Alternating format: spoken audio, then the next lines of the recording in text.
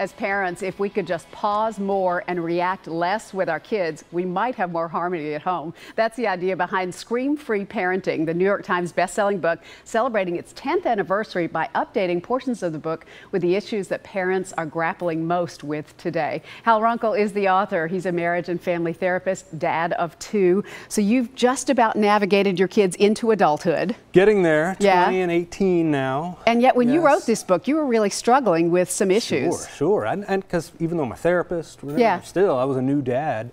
In many ways, Scream-Free Parenting came out of the fact that I am not naturally calm. Yeah. I am naturally reactive. I get triggered easily, and I recognize I could not do this and be the type of parent I always wanted to be. And so I kind of did this, yes, as a business enterprise, but also it was I need to find a way to be able to be present with my kids and lead them into adulthood by acting like an adult. Yeah, so what's that blueprint for being a screen-free parent? Sure, it's focusing on me, and that sounds weird, but I can't focus on them because I will end up trying to control them, and we can't control our kids. Sure. No parent in the world ever has, but we think we can, but it doesn't work. But I can control me, so what happens if I just focus on controlling me?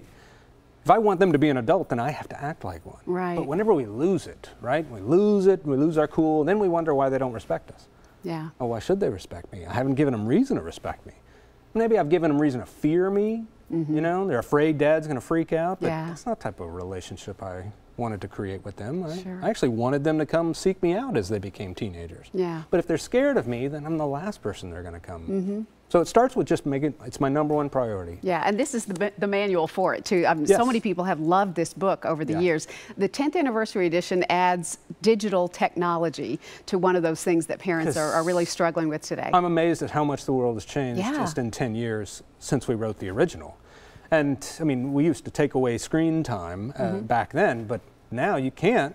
That's their schoolwork. Everything is on screens constantly. And it's amazing how much it's changed. It's actually rewiring our brains, right? Because we're so focused on screens. And the problem is this little thing in our hand gives us the ability to be elsewhere.